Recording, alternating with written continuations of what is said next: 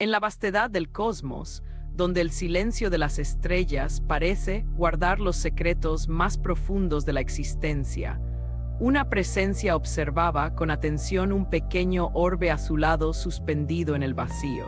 No era una mirada curiosa, sino la de alguien que regresaba tras una larga ausencia de siglos.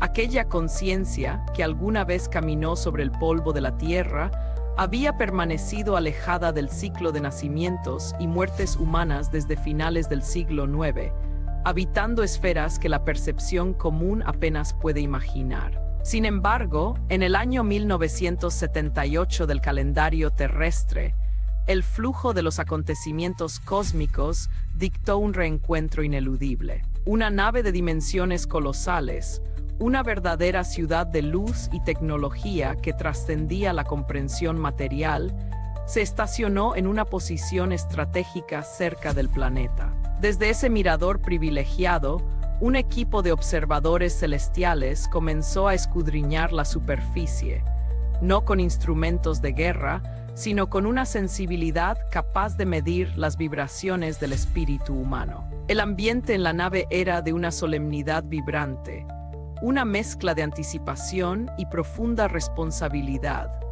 pues la misión que los traía de vuelta no era otra que preparar el camino para una transformación que la humanidad había estado esperando durante 2 milenios. Los hilos del tiempo parecían convergir en ese punto del espacio, donde la historia antigua y el futuro incierto se encontraban en el presente de una observación silenciosa. La atmósfera estaba cargada de un propósito sagrado, un susurro que recorría los pasillos de la nave mayor, recordando a todos los presentes que los días de aislamiento de aquel mundo estaban por llegar a su fin. Mientras los monitores captaban las luces y sombras de las ciudades terrestres, el líder de aquella misión, una entidad que en el pasado había dejado registro de la vida del maestro, coordinaba los esfuerzos para identificar a aquellos que, encarnados en la densidad de la materia, servirían como puentes. Era un trabajo de precisión quirúrgica en el plano vibratorio, buscando almas que pudieran resistir el peso de una verdad que desafiaría cada cimiento de la civilización humana. El escenario estaba listo, las naves estaban en posición y los corazones de los observadores latían al unísono con una promesa olvidada por muchos, más mantenida viva por la jerarquía del universo. Pero entre la quietud de la observación surgía una pregunta que inquietaba incluso a los seres más elevados. ¿Estaría la humanidad lista para reconocer a sus hermanos de las estrellas y, sobre todo, para comprender la verdadera naturaleza del enviado que una vez caminó entre ellos? El primer velo estaba a punto de ser levantado, y lo que se ocultaba detrás cambiaría para siempre la percepción de la realidad. El contexto de esta vigilancia no era producto del azar, sino de un plan meticulosamente trazado en las altas esferas de la administración planetaria. La Tierra, vista desde la perspectiva de estos viajeros cósmicos, no era más que un campo de aprendizaje sumido en un letargo temporal, una escuela que se había cerrado sobre sí misma debido a sus propias limitaciones. Sin embargo, el ciclo de aislamiento tenía una fecha de caducidad, y el año 1978 marcaba el inicio de una fase crítica de evaluación. A bordo de la nave mayor, el equipo no estaba compuesto por extraños, sino por figuras cuyos nombres habían resonado en la historia sagrada, aunque ahora se presentaban despojados de los adornos de la leyenda. Allí estaban aquellos que en diferentes épocas habían sido conocidos como el hermano del visionario, el pescador que se convirtió en roca, el padre terrenal del maestro y hasta grandes sabios que trajeron luz a Oriente y Occidente. Todos ellos, bajo la sabia y fraternal coordinación de quien fuera el evangelista médico, se dedicaban a la tarea de monitorear a los trabajadores espirituales encarnados. Utilizaban una tecnología que permitía seguir el rastro de las almas, midiendo su fidelidad al compromiso asumido antes de nacer. El objetivo principal era la reintegración de la Tierra a los circuitos de la convivencia cósmica, un proceso de apertura que requeriría que los habitantes del mundo dejaran de sentirse solos en el universo. Se entendía que el contacto directo y abierto entre estos seres de otras moradas y los habitantes de la Tierra todavía no era aconsejable. La brecha cultural y vibratoria era demasiado ancha, y un encuentro prematuro podría causar un caos innecesario. Por ello, la comunicación debía filtrarse a través de la sensibilidad de ciertos individuos capaces de recibir mensajes de dimensiones superiores, un proceso que en el mundo se conoce como canalización o mediunismo. Esta estrategia de comunicación era el único puente seguro mientras el planeta no alcanzara la madurez necesaria para el gran día de la renovación. En aquel entonces, el foco de atención se centró especialmente en una región del continente americano, donde se buscaba identificar a los colaboradores más aptos para difundir noticias de un calibre nunca antes visto. La supervisión era rigurosa, pues no se trataba solo de transmitir palabras, sino de preparar la psique colectiva para un cambio de paradigma total. Las jerarquías que velaban por el progreso del mundo estimaban que las revelaciones espirituales ya habían echado raíces suficientes, pero ahora era necesario introducir el componente cósmico, la idea de que la vida en la Tierra es solo una pequeña parte de una realidad mucho más vasta y poblada. Sin embargo, la búsqueda de canales adecuados presentaba desafíos inesperados. De una lista de 6 posibles trabajadores, muchos no estaban listos o se veían impedidos por las circunstancias de la vida material. La tensión crecía entre los observadores, pues el tiempo terrestre corría y las condiciones para la gran revelación parecían alejarse. Se necesitaba un equilibrio perfecto entre la madurez física y la receptividad espiritual, un recipiente que pudiera contener la potencia de la verdad extraterrena sin quebrarse. En ese escenario de búsqueda y espera, se gestaba la semilla de una revelación que no solo hablaría del pasado, sino que proyectaría una luz cegadora sobre el futuro de la especie humana. En el núcleo de esta misión celestial se encontraba una entidad de imponente presencia, alguien que en tiempos remotos había desafiado el poder de un imperio para liberar a su pueblo. Aquella conciencia que alguna vez portó las tablas de la ley, observaba ahora con una mezcla de nostalgia y determinación a un hombre en particular en la superficie terrestre. Este individuo, un simple mortal inmerso en las luchas de la vida cotidiana, era el instrumento elegido para una tarea que requeriría una fuerza de voluntad excepcional. Lo que hacía que esta relación fuera fascinante y a la vez tensa era un vínculo que se remontaba a más de 3000 años atrás, en las tierras bañadas por el Nilo. En aquella vida pasada, el ahora observador cósmico y el actual hombre encarnado se habían enfrentado en una contienda de voluntades, uno como el libertador guiado por fuerzas desconocidas, y el otro como un sacerdote de alto rango que asesoraba al faraón.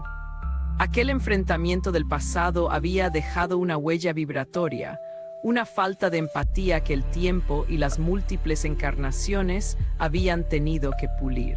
El observador reconocía en su antiguo adversario la misma obstinación moral, la misma tenacidad que una vez usó para defender un orden antiguo, pero que ahora estaba siendo canalizada hacia el servicio de ideales nobles. Era un giro irónico del destino, o tal vez un diseño perfecto del karma, que aquel que una vez fue el oponente se convirtiera ahora en el canal de las revelaciones que el antiguo profeta deseaba entregar al mundo. La dificultad inicial para acercarse a él debido a las antiguas desavenencias se había superado, pero el proceso de ajuste vibratorio seguía siendo delicado. Este hombre, al que llamaban el aparato o el canal, se sorprendía a sí mismo cada vez que se le permitía vislumbrar un nuevo panel de la realidad oculta tras la vida del maestro.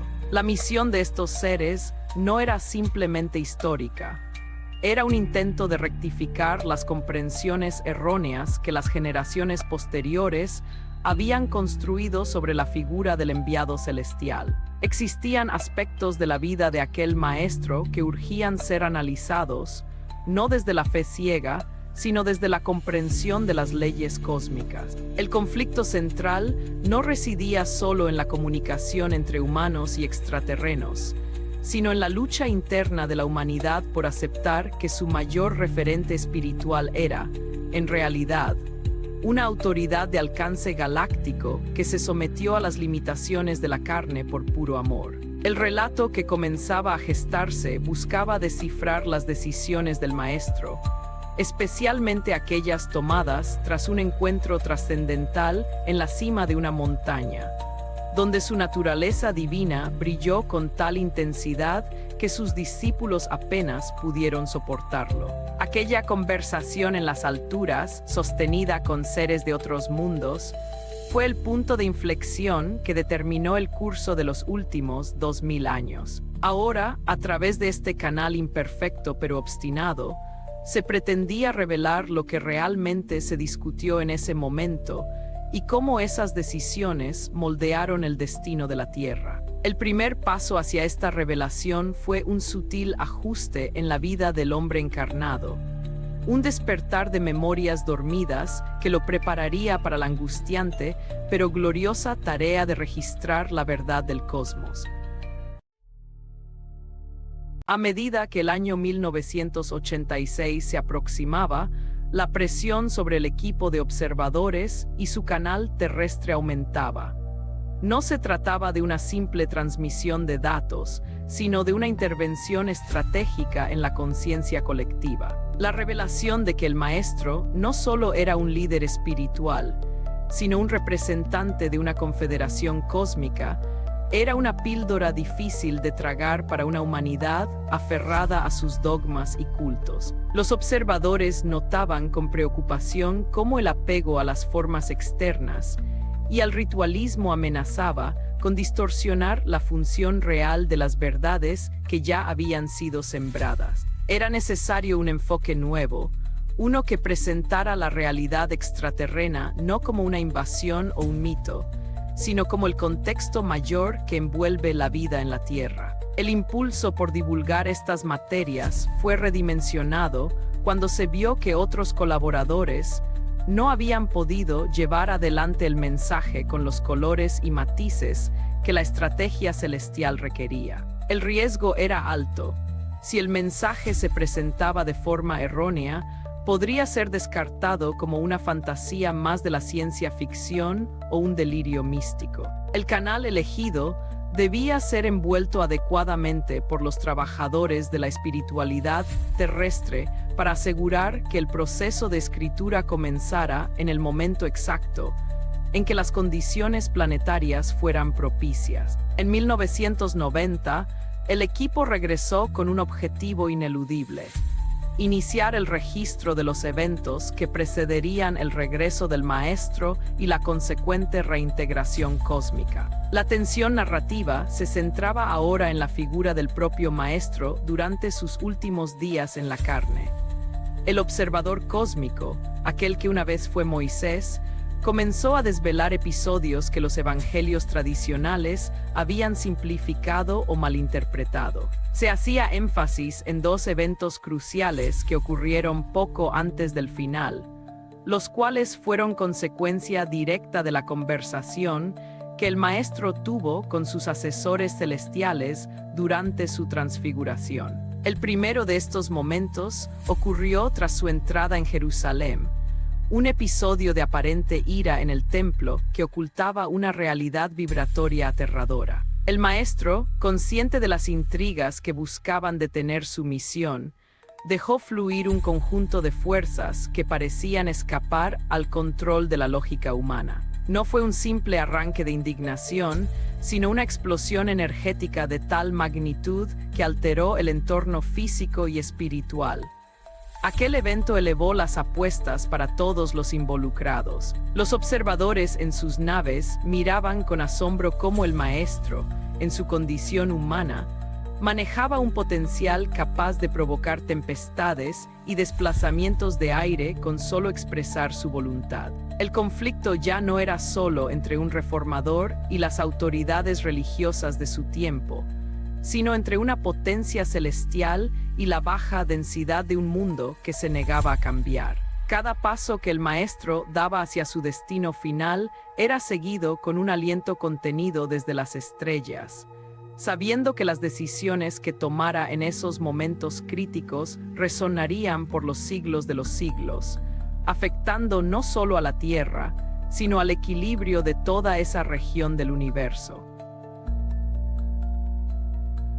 La profundidad de lo ocurrido en el Templo de Jerusalén desafía cualquier análisis superficial de la ira humana. Aquel que fuera el profeta del Éxodo relata cómo el maestro, en un momento de aparente fragilidad que pronto fue contenida, provocó una conmoción que sacudió los cimientos de lo visible y lo invisible. Al entrar en el recinto sagrado, donde los mercaderes habían convertido la fe en un negocio lucrativo vinculado a las altas esferas del poder, el maestro no solo volcó mesas, su voluntad actuó sobre la materia y el espíritu de manera simultánea, haciendo que los pensamientos y sentimientos más oscuros de los presentes se materializaran ante sus propios ojos. Fue un espectáculo dantesco.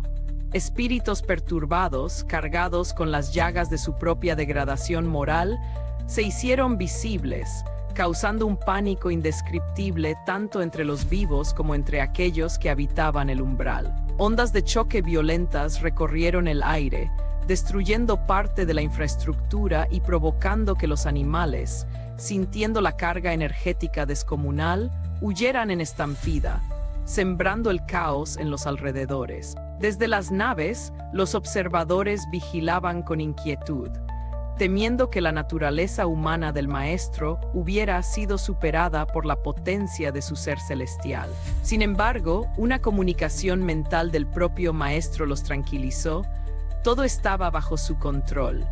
Aquel acto no fue un arrebato de odio, sino una demostración educativa de la hipocresía humana, un espejo vibratorio que obligó a cada alma presente a confrontar su propia sombra. Tras la tormenta, el maestro se dedicó a recomponer las pérdidas de algunos, mostrando que su amor seguía intacto incluso en medio de la severidad del juicio. Pero este evento tuvo consecuencias políticas fatales.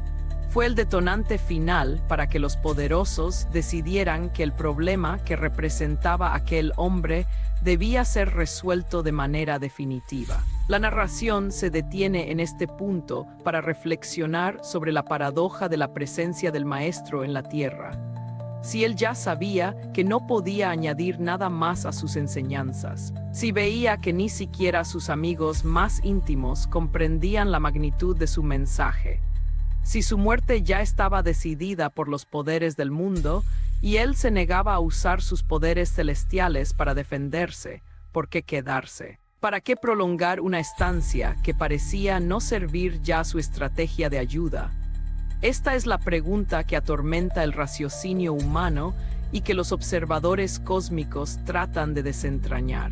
Se percibe en el maestro la postura de alguien que ha concluido su obra y que, sin embargo, se somete a un último y desgarrador testimonio. Las actitudes que asumió a partir de entonces se adentraron en una dimensión donde la lógica de la supervivencia no tiene lugar. Cada gesto, cada mirada del maestro en esos días finales estaba impregnada de una sabiduría que trascendía el tiempo, preparándose para un sacrificio que no buscaba satisfacer a una divinidad iracunda, sino demostrar la invencibilidad del amor ante la violencia más abyecta de la condición humana. El escenario se trasladaba ahora de la agitación del templo al silencio sepulcral de un jardín de olivos, donde la verdadera batalla, la más íntima y cósmica, estaba a punto de librarse.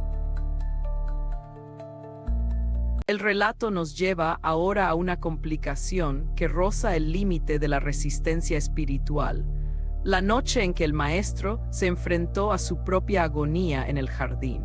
En aquel retiro solitario, lejos de la mirada de sus discípulos somnolientos, El enviado de las estrellas experimentó una angustia de tal intensidad que su cuerpo físico comenzó a sudar sangre. Este fenómeno, que la medicina apenas intenta explicar, era para los observadores cósmicos el reflejo de una lucha titánica entre la naturaleza divinizada de su alma y la violencia primitiva que sabía que le esperaba. La advertencia que la asesoría cósmica le había dado durante la transfiguración resonaba ahora con una fuerza brutal. La incompatibilidad absoluta entre su elevada vibración y el impacto sensorial del terror humano. El maestro se obligaba a sí mismo a sufrir como un hombre, rehusándose a usar el más mínimo ápice de su poder celestial para mitigar el dolor o evitar la captura. ¿Cómo se comporta una conciencia de luz pura cuando es sometida al impacto del odio más visceral?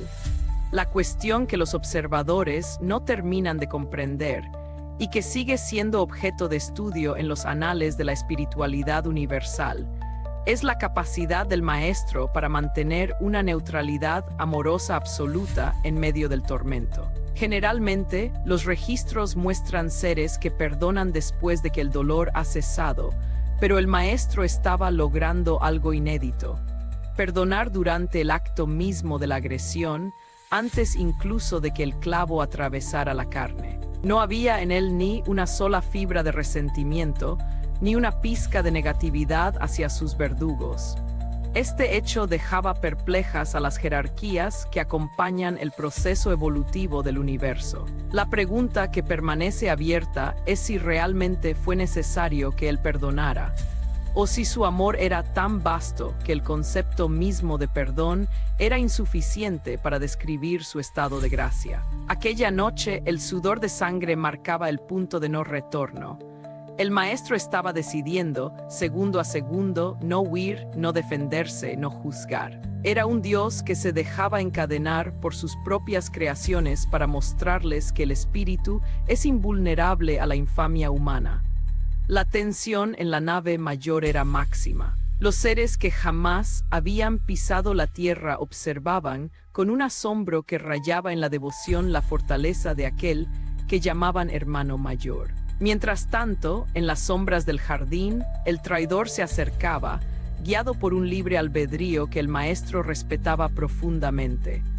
La complicación no era solo el dolor físico, sino la traición de aquellos a quienes se amaba como a hijos. El peso de la ingratitud humana se sumaba al peso de la densidad planetaria, creando una atmósfera de opresión que solo un ser unificado con la fuente creadora podía soportar sin quebrarse. En ese momento de soledad absoluta, el maestro se convirtió en el puente definitivo entre lo humano y lo divino, cerrando la puerta a la huida y abriéndola de par en par al cumplimiento de una promesa que cambiaría la trayectoria de la evolución planetaria para siempre.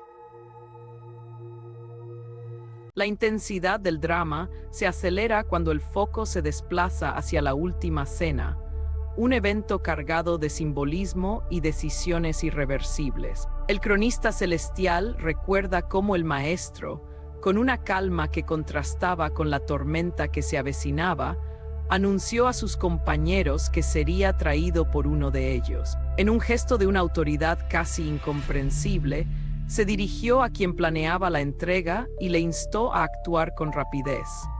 No había amargura en sus palabras, sino la determinación de quien ha aceptado plenamente su papel en una estrategia mayor. Al atraer hacia sí la hazaña de los valores enfermos del mundo, el maestro estaba clausurando su misión pública y preparándose para dar el testimonio final. Se sometía voluntariamente a la ignominia para enaltecer enseñanzas que, de otro modo, podrían haber sido olvidadas como simples filosofías. El observador cósmico reflexiona sobre la magnitud de este sacrificio. Un ser que, comparado con la humanidad, poseía la estatura de un dios, eligió hacerse semejante a los más pequeños, incluso sabiendo que sería repudiado y violentado por aquellos a quienes venía a ayudar. La inevitabilidad del proceso se sentía en el aire, como una presión creciente que empujaba la historia hacia el patíbulo. Pero, ¿Cuál era el verdadero trasfondo de estas decisiones? Desde la perspectiva de las inteligencias extraterrenas, el ejercicio del libre albedrío de un ser superior es la única manera de interferir en un proceso caótico sin violar las leyes de la creación. El maestro no vino a resolver los problemas de la Tierra con milagros de poder político, sino a sembrar una semilla de redención que los propios humanos debían cultivar. La ley del amor mutuo era la única herramienta de coexistencia fraternal capaz de salvar a la especie de su propia autodestrucción. Mientras el maestro avanzaba hacia el momento de su captura, la inevitabilidad de la crucifixión se convertía en el centro de gravedad de todo el sistema solar. Cada paso era un detalle planificado en el gran día del Señor, una transición necesaria para que el planeta dejara de ser un mundo aislado y volviera a integrarse en la familia galáctica. Los observadores sabían que lo que estaba a punto de ocurrir no era un final, sino el inicio de un ciclo que duraría 2000 años y que culminaría con el regreso prometido. El peso de lo que estaba en juego era incalculable. La posibilidad de que la humanidad encontrara su propio camino de redención a través del ejemplo de aquel que no se defendió. La atmósfera de la narración se vuelve densa, casi tangible, mientras nos acercamos al momento en que la luz más brillante de la historia sería aparentemente apagada por las sombras del miedo y el odio. Sin embargo, en el corazón de esa oscuridad, la decisión del maestro de permanecer fiel a su naturaleza divina se alzaba como una promesa de que la victoria final no pertenecería a la muerte, sino a la vida eterna que él representaba. El clímax de esta epopeya cósmica no reside únicamente en la crucifixión física, sino en la revelación de la potencia del amor de un ser divinizado. En el momento más oscuro, cuando el Maestro fue elevado en la cruz ante la burla de las masas y la desesperación de los suyos, se produjo el evento que redefine la trayectoria de la historia humana. Mientras su cuerpo era desgarrado, su espíritu se mantenía en una frecuencia de paz inalterable. Los observadores celestiales, desde sus puestos de vigilancia en la cercanía de la Tierra, fueron testigos de un fenómeno que desafía la lógica de la materia: la transformación del dolor en una vibración de perdón activo. No hubo una sola queja ni un solo pensamiento de venganza que surgiera de aquel ser. Por el contrario, su agonía se convirtió en un canal de luz que empezó a limpiar la densa atmósfera psíquica del planeta. Aquella entrega total fue el cumplimiento de lo acordado en la transfiguración. El Maestro estaba demostrando que el amor no es un sentimiento débil, sino la fuerza más poderosa del universo, capaz de subyugar la violencia sin levantar una mano. La culminación de este sacrificio se entrelaza con el misterio de su resurrección y posterior ascensión, eventos que fueron meticulosamente planeados para dejar un registro indeleble en la memoria colectiva del mundo. La transfiguración había sido el ensayo general, el momento en que se ajustaron los detalles con la asesoría extraterrena. La crucifixión fue la ejecución del plan, y la resurrección fue la prueba final de su autoridad sobre la vida y la muerte. El cronista resalta que muchas otras ocurrencias importantes de esos días no fueron registradas en los textos que la humanidad conoce hoy, pero el impacto vibratorio de lo que realmente sucedió cambió el curso del progreso terreno para siempre. En ese instante de trascendencia, el Maestro no solo salvó almas individuales, sino que aseguró la viabilidad del proyecto planetario. Decidió permanecer en este mundo, no físicamente, sino a través de su amor, hasta que se cumplieran los tiempos de la cosecha. La revelación central es que Él es el coordinador de la nueva etapa evolutiva que ahora comienza. Su regreso, prometido hace 2 milenios, no es un mito religioso, sino una realidad política y cósmica. Él vendrá para presidir los momentos finales de la transición, cuando la Tierra dejará de ser un orbe de aislamiento para unirse a las muchas moradas que pueblan el cosmos. El clímax nos deja con la imagen de un maestro que, tras haber vencido al mundo, se prepara para regresar no como un cordero al matadero, sino como el soberano de una familia planetaria que finalmente está lista para despertar. La claridad que surge de este momento es cegadora. La historia de Jesús es la historia de una intervención de amor extraterrestre diseñada para rescatar a una humanidad de su propio caos. Y el gran día de la renovación es el evento que estamos a punto de presenciar. Tras el impacto del clímax, la narrativa se adentra en las consecuencias inmediatas de aquella decisión suprema. El mundo, aunque no lo supo de inmediato, había cambiado su eje espiritual. La muerte aparente del maestro dejó un vacío cargado de una energía nueva, una semilla de esperanza que comenzó a germinar en los corazones de aquellos que lo siguieron. Pero para los observadores celestiales, el trabajo apenas comenzaba.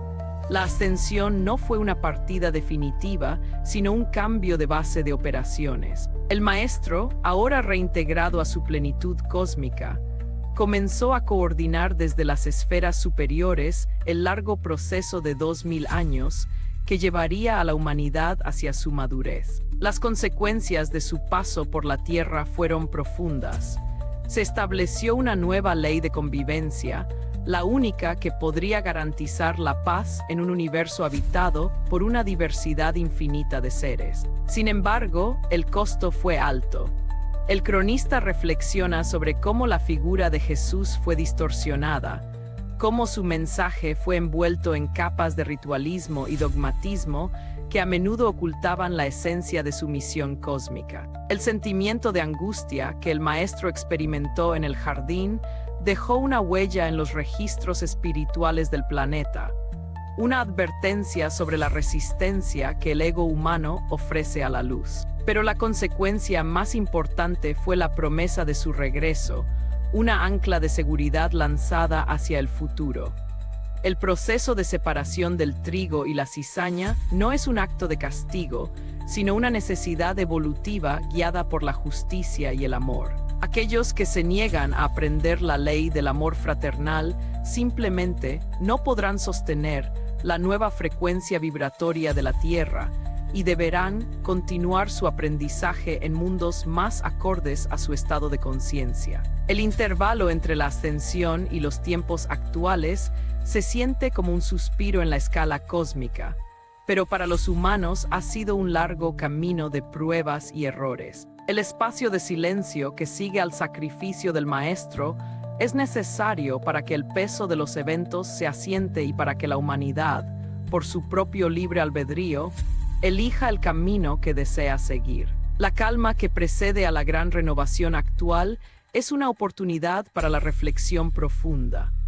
Los observadores, desde sus naves, han vigilado cada generación, esperando el momento en que el nivel de amor en la Tierra sea suficiente para permitir un nuevo encuentro cara a cara. La atmósfera de este aftermath inmediato es de una paciente espera, una respiración profunda antes del último acto de la gran obra de redención planetaria.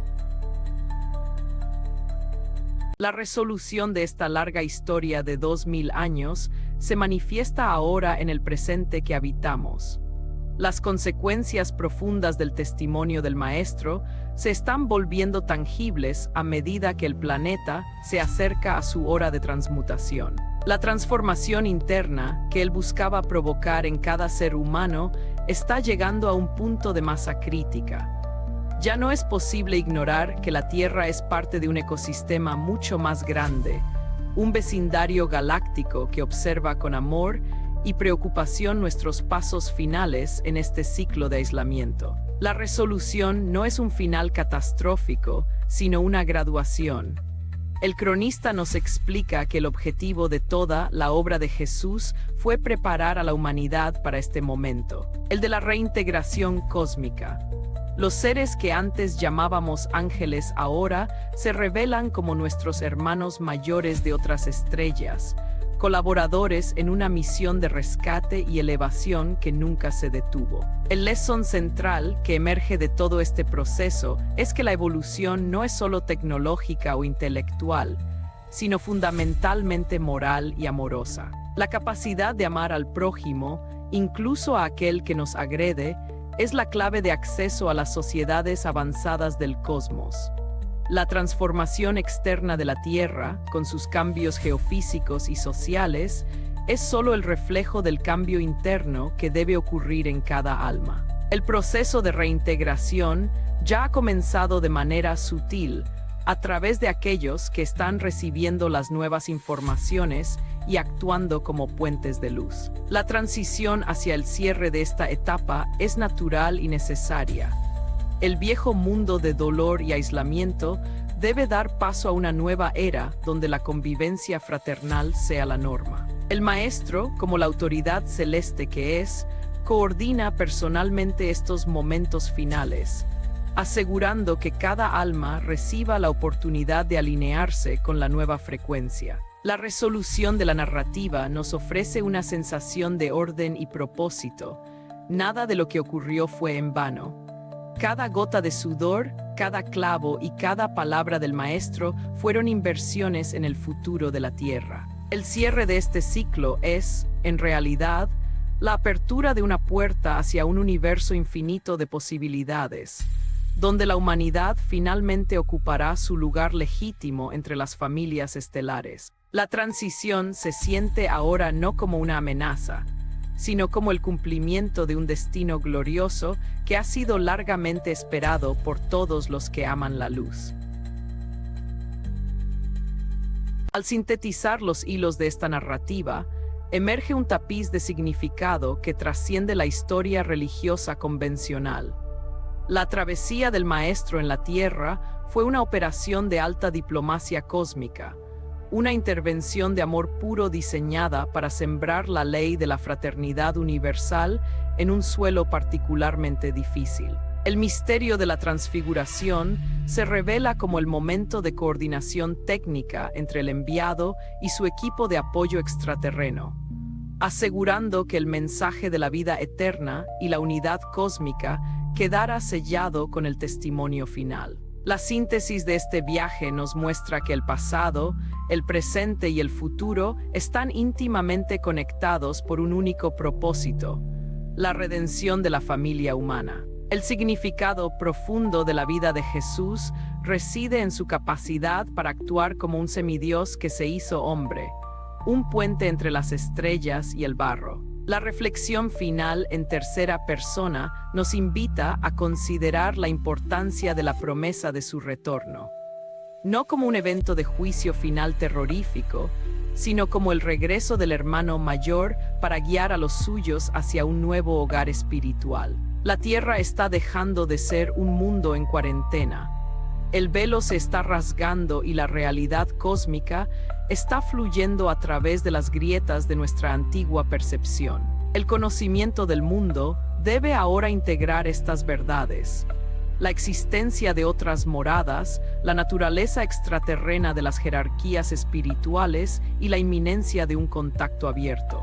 La síntesis temática nos lleva a comprender que el amor es la única moneda válida en el universo y la única manera de sobrevivir a la transición que se avecina. El viaje del Maestro fue el modelo a seguir, la demostración práctica de que es posible trascender la violencia y la densidad a través de la conexión con la fuente divina. La idea resonante que cierra esta reflexión es que somos ciudadanos del cosmos, hijos de las estrellas que han olvidado su origen, y que el momento de recordar ha llegado. La preparación del ambiente planetario, los detalles de la participación directa e indirecta en el gran día, todo está siendo orquestado bajo el auspicio del mismo amor que caminó por Jerusalén hace 2 milenios. Estamos en la víspera de un encuentro que cambiará todo lo que creemos saber sobre nosotros mismos y sobre el universo que habitamos.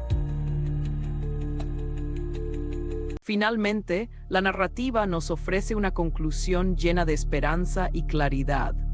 El mensaje que resuena a través de los siglos es que los tiempos han llegado. Aquel encuentro en la montaña, que una vez fue un secreto entre el maestro y unos pocos, está a punto de repetirse a escala global.